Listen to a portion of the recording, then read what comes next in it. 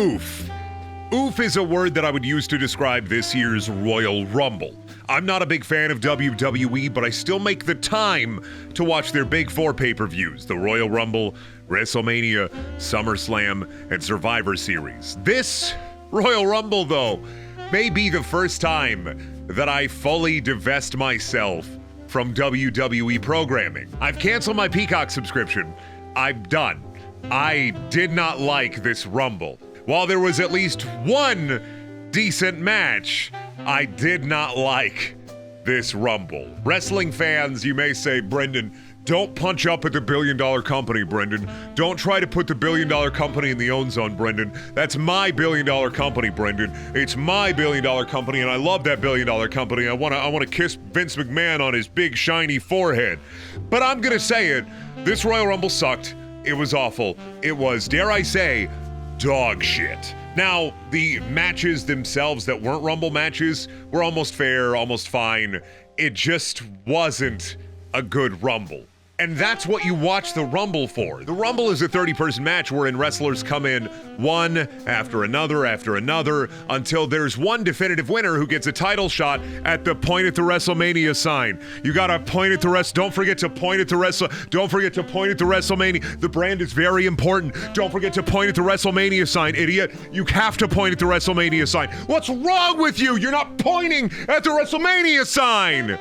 There's a lot of problems with WWE, and one of them is the branding. It's not a wrestling company, it's a sports entertainment company. It's not a hospital, it's a local medical facility. To the point where they're even making fun of it now, saying, oh man, if they get beat up too bad, they're gonna have to go to a local medical facility, and that's a problem. It's a problem because if you're still saying something stupid, even in jest, it doesn't mean that it's not stupid. I don't like WWE, and I make that very clear in my videos, but I still want to give them a chance. I did enjoy at least one thing during this Rumble, maybe even two things. Dare I say, I enjoyed two things during this Rumble, but it's still something that has made me go, wow. I need to stop watching this for two things.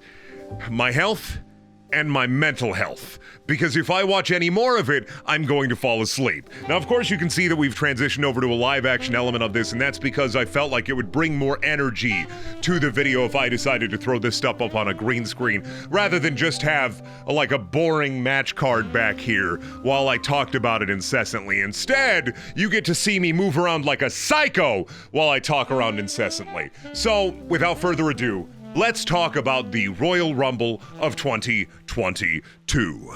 Starting off, we're going to talk about the Seth Rollins versus Roman Reigns match, which was by all means a pretty good match. Both wrestlers did very good work. Seth Rollins came out in Shield gear to kind of get into Roman's head, and I enjoyed that. As somebody who kind of missed out on the Shield and has only seen videos of the Shield from highlight packages or replays or older matches, I didn't get to grow up with them, so it was nice to see something that I understood as a lapsed wrestling fan, but still wasn't the current thing.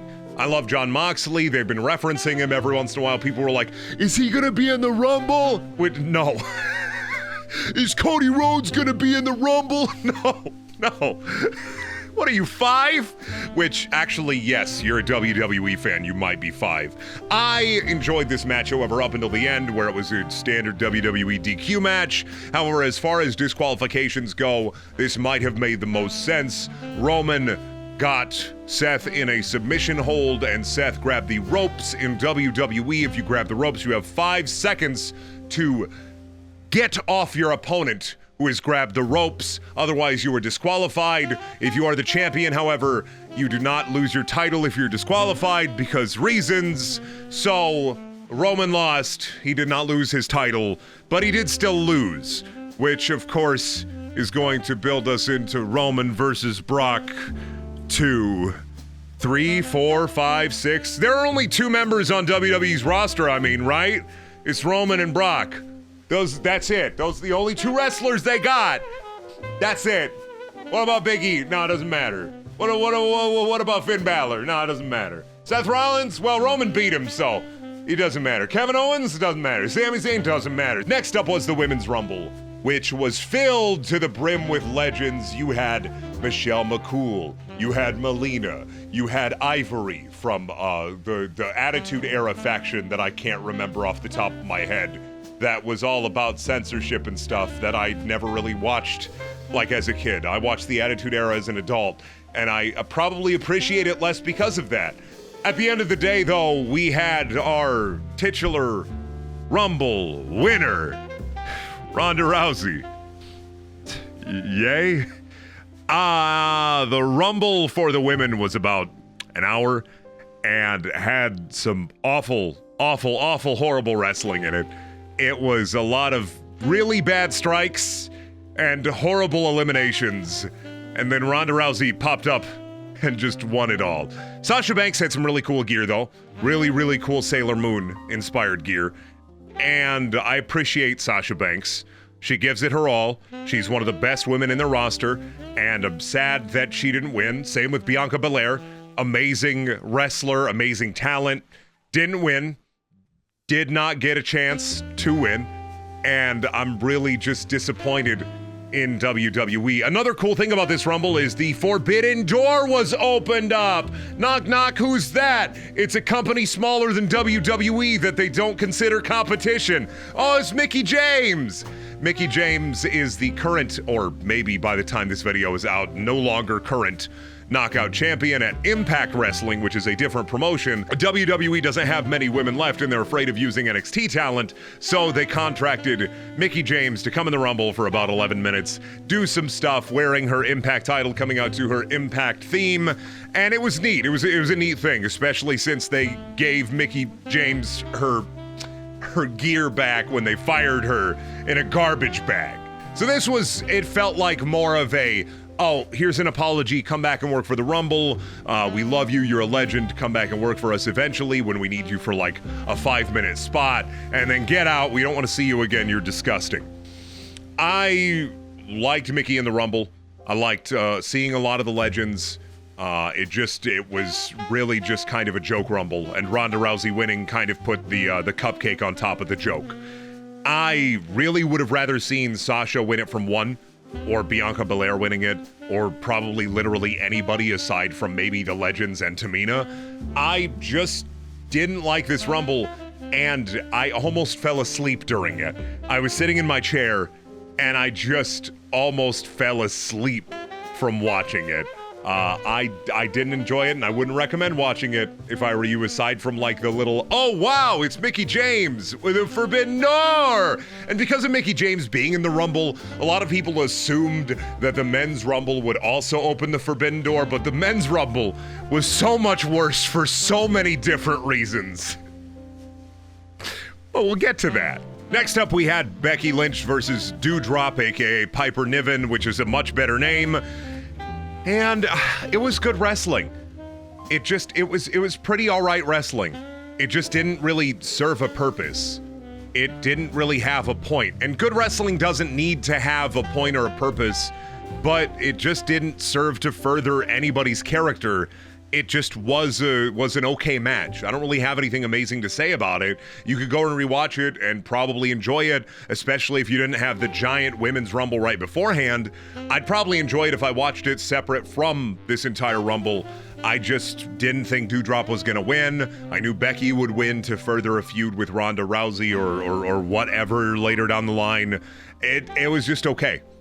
It was all right. I would watch it. After that, however, we had our Brock Lesnar match, and Brock Lesnar came out like the beefy boy he is, and Bobby Lashley beat him for the WWE title, which, thank God, Bobby Lashley beat him. Thank God that Brock Lesnar no longer is a champion in the WWE. But then after the match, Roman Reigns came out and decided to do some disrespect to Brock Lesnar, and because the disrespect was done, we all knew, everybody in the Discord call that I was in knew, Brock Lesnar's gonna pop up in the Rumble, isn't he? Brock Lesnar's gonna win the Men's Rumble, isn't he? Brock Lesnar's gonna win the Men's Rumble, huh? Because he doesn't have a title anymore and he's still contracted, so he's gonna do something right. They're gonna build up Roman Reigns versus Brock Lesnar 15, huh? I can't believe that WWE does not know how to make new stars, and they do. They just don't want to. I can't believe that your product is going to be based and built off the same tired shtick week after week after week, to the point where your weekly programs are unwatchable. They're not watchable. They're utterly disappointing and sad. Anybody who willingly sits through 3 hours of Raw should get a medal, should get a trophy, because it is so boring and bad. And wrestlers aren't great actors most of the time, mind you. Not everybody can be a Dwayne. Not everybody can be a John. Everybody has to kind of know their place. Some wrestlers are better wrestlers than they are actors. But I just don't get how you could be so bad in $1 billion company. You have $1 billion. That's so much money. And you can't use a speck of that money to put forth other wrestlers, to build up other stars.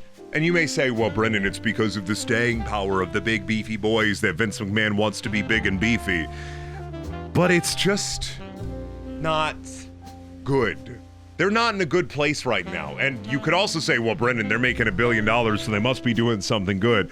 But that's because they're making a product that people are too scared to let go of.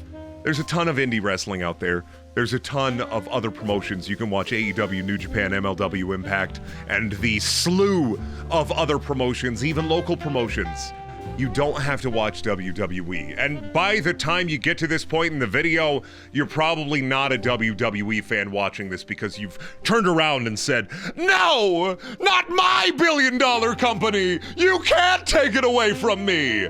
But if you're not 70 years old watching Raw on the TV because it's the only thing that is physically on the television, because you don't know where the remote is and your old bones can't get off the creaky couch to change the channel, then why watch Raw or SmackDown or even NXT? Because there's nothing of substance there. And I know maybe you're not looking for substance in your wrestling, but if I want to go watch good wrestling, just good wrestling, I go to the indies. If I want to watch storytelling and actual substance, I watch another company like Impact, AEW, or New Japan. Please, no more Brock versus Roman WWE. Please, no more. It's not that they're bad. By all means, they're great. It's just, we've seen it. Do we need to see it again now that Roman's a bad guy? And do we need to see Brock beat Roman or Roman beat Brock? Because they've already confirmed that either or, it could go either way. So we don't really need to see it again, do we? Do we? Okay, well, then afterwards we had what I would call the worst commentary in the entire world. Once again, rely on buzzwords and catchphrases to try to portray wrestling. One thing I appreciate about AEW is that their commentary team tells you why a wrestler is doing something, talks about the wrestler's background, their history, and they give you a good idea of what they're doing. Excalibur is the best commentator in the business right now. By none. Excalibur is amazing at commentary. He is an encyclopedia of knowledge. I have learned wrestling knowledge from just listening to Excalibur and AEW talk. Whereas WWE commentators couldn't stop saying grit couple versus it couple. And I don't know what that means. Is Edge gritty because he likes kitty litter? Does he eat it like in Ren and Stimpy? I don't know what that means. The match that I'm talking about is Edge and Beth Phoenix versus Miz and Maurice. And Miz and Maurice have some reality show that 40-year-old moms watch and nobody else. And Edge and Beth Phoenix are Edge and Beth Phoenix. And this match was okay. It was fine. I just wanted to grab a drill and drill multiple holes in my head to relieve the pressure from the commentary team not shutting up. You can't talk about the moves. You can't talk about the story. You have to just say, grit couple, the egg couple, and the grit couple, and then the egg couple. And I felt like a 4-year-old once again, accidentally stumbling upon a business meeting where I just don't understand a single thing that's happening. And it's not because I'm old that I don't understand a single thing that's happening. It's because it's stupid. You don't have to have random catchphrases or buzzwords to just get your point across. You could just talk about the wrestlers, talk about why they're fighting, talk about the moves they're doing. There's a myriad of different things you can do. You don't have to say the buzzwords that Vince McMahon is yelling in your ear. The 70-year-old man isn't controlling you. He's not controlling your mind. Say things that are words that make sense, please, because I'm losing it. This match was fine. I wouldn't watch it again, though. Ever again. Never, ever again. Not because of the wrestling, just because the commentary team was so awful that I actually turned into a puddle, and then somebody pissed in the puddle, and then it was 50% water, 50% piss. And I don't want to be turned into a puddle of piss because of a match in WWE ever again. Now let's talk about the Men's Royal Rumble. Woo! The Men's Royal Rumble is by far the worst Royal Rumble I've ever seen. It was awful. It was terrible. And it had 2 celebrity guests, one of them eliminating actual wrestlers, which Bad Bunny is getting better in the ring. I just don't care. He's a music guy, and you really gotta have him eliminate Sheamus and Dolph Ziggler. Which, poor Dolph Ziggler, doing literally nothing with his career right now, but I guess he's getting paid, so really, I guess, if he just wants to stand around and get eliminated by Bad Money and get paid, more power to him. I just did not like any part of this Rumble. AJ Styles, eliminated. Shinsuke Nakamura, eliminated. I cannot believe that there were as many wrestlers as there were, and it wouldn't stop being awful. The joke characters, the celebrity guest characters, Shane McMahon, and then to top it all off, Brock Lesnar coming out at number 30 and just throwing every contender out of the ring like they were a bag of trash, pointing up at the WrestleMania sign and saying, "Oh, it's me, Brock Lesnar, innit?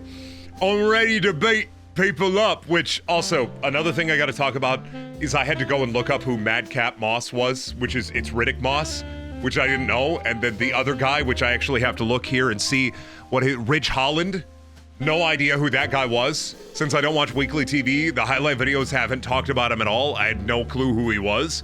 I don't think there was any NXT talent in this Men's Rumble, which is like a joke.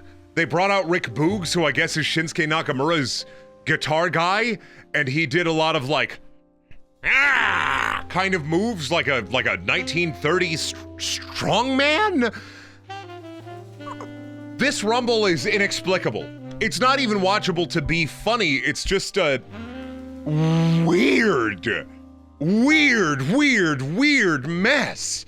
Which, from hearing about this Rumble over the last couple weeks, Shane McMahon had a big hand in booking it, and he may be their scapegoat, or if he actually did have a huge hand in booking it, maybe that explains why every potential contender who was maybe a threat was eliminated before Brock was in the ring and just threw everybody else out like a sack of garbage. The Rumble is great for building up new stars. The Rumble is a great time to take a wrestler who may be in the mid-card, aka kind of the middle of the pack, and thrust them into the limelight. That's one of my favorite things about the Rumble, is this inexplicable, who's gonna win? We don't know. And knowing right after the Brock match that Brock was gonna come out and win the whole thing, even before the Rumble started, because who else is gonna win? They're not gonna give it to Big E, they're not gonna give it to AJ Styles, they're not gonna give it to Nakamura, they're not gonna give it to anybody. They're not gonna give it to Johnny Knoxville as a joke, they're not gonna give it to Sami Zayn, they're not gonna give it to Omos, they're not gonna give it to Dolph Ziggler, they're not gonna give it to Sheamus. They didn't want to build anybody up. They just wanted to point at the sign and say, WrestleMania, you can see Brock Lesnar versus Roman Reigns again. You can see that. It's gonna be cool. My dad works at the company and it's gonna be a big deal. I know that wrestling fans have this problem with fantasy booking companies, but I'm of the mindset that if you gave WWE's booking to a typewriter and a device that just spread random words on the typewriter, it might be more legible than the ideas that they're putting forth now. And maybe I've been a little mean. Maybe I'm being a little mean. Maybe I'm being a little stupid about it. But this Rumble single-handedly killed the small nugget of hope that I had for WWE. I might watch WrestleMania. I might not watch WrestleMania this year for the first year in like 4 years in a row because I just don't care about anybody. I don't like Ronda Rousey as a person or a wrestler. I don't like Brock Lesnar. I don't like Roman Reigns. Big E's championship was basically treated like a joke. I don't really like anything going on at the company right now, especially with the fact that they've released about 100 people since this whole pandemic has started. And maybe that's my problem. Maybe I should just, don't watch the product if you don't like the product. But I want all wrestling to be better. I want wrestling to be better as a whole. I want everybody to always get better because the better the product, the more enjoyment I get out of wrestling. And maybe that's a selfish thing. Maybe asking for a better wrestling product is a bit selfish of me, especially since I'm not a shareholder. And I know that since I'm not a shareholder, I don't deserve to have an opinion.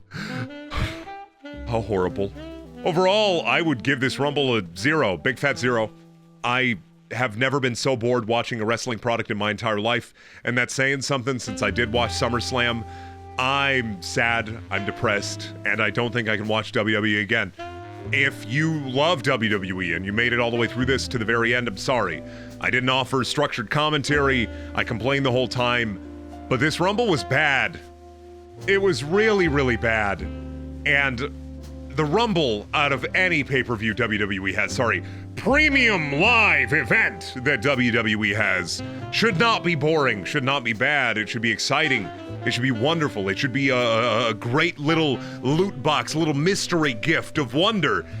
And this year it wasn't. It was just a sad, depressing affair. And I don't know if I'm gonna keep watching. But thank you for watching this video. I appreciate it. Thank you if you made it to the end. I would recommend at least checking out the Seth Rollins versus Roman Reigns match.